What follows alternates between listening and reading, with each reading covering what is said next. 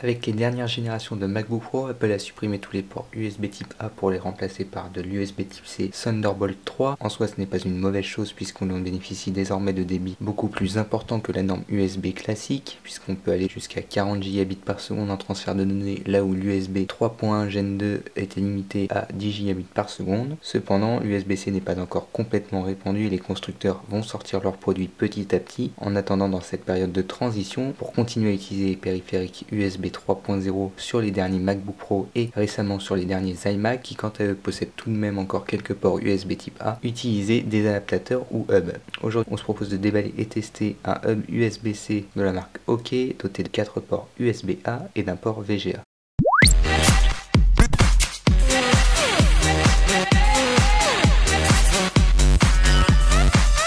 Ce n'est pas le premier hub que nous présentons sur la chaîne, la playlist s'affiche en haut à droite de la vidéo si vous souhaitez voir d'autres tests de ce type de produit. Cependant, pour ce produit-ci, on retrouve sur la face avant le hub avec le logo de la marque OK sur le dessus. On va déballer le produit tout de suite et voir à quoi il ressemble.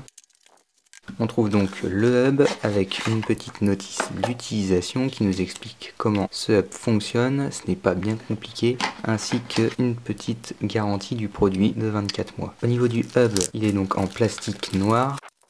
Sur la face du dessus, on trouve le logo OK, en haut à droite une petite LED qui s'allume en vert lorsque le hub est sous tension et relié au Mac. Sur la face du devant, on trouve le port VGA, un port USB type C qui viendra servir à recharger le MacBook Pro 13 ou 15 pouces, c'est-à-dire qu'on viendra brancher l'adaptateur secteur du MacBook Pro directement sur cette prise là, relier le dock au MacBook Pro afin que celui-ci se recharge même lorsque le hub est branché. Sur la tranche droite, on trouve deux ports USB 3.0 limités à un débit de 5 Gb par seconde. Et de même sur la tranche droite, on retrouve deux ports USB. Au niveau de la mise en place sur le Mac, ce n'est pas bien compliqué. On viendra trouver un port USB-C de libre, brancher le hub directement dessus. Ici, comme on peut le voir, il s'allume en vert, ce qui veut dire qu'il est bien sous tension. On va venir y brancher une clé USB pour démontrer que celui-ci fonctionne correctement. On va venir donc brancher une clé, à savoir que le port VGA est limité en sortie de la Full HD à 60 Hz. Comme on peut le voir sur le Mac, la clé a bien été reconnue par le Mac. On va venir la retirer de suite. Au niveau de quelques détails concernant le hub, sur la face du dessous on retrouve les certifications européennes et on trouve aussi 4 patins antidérapants afin que le hub ne dérape pas sur certaines surfaces. On note aussi la présence de matériaux caoutchouteux afin de protéger les différentes extrémités du câble. Si vous souhaitez en savoir plus sur ce hub doté de 4 ports USB 3.0 et d'un port VGA pour MacBook Pro 2016 et 2017, je vous invite à cliquer sur le lien qui est dans la description de la vidéo afin de lire le test complet. Et moi je vous dis à la prochaine dans une prochaine vidéo.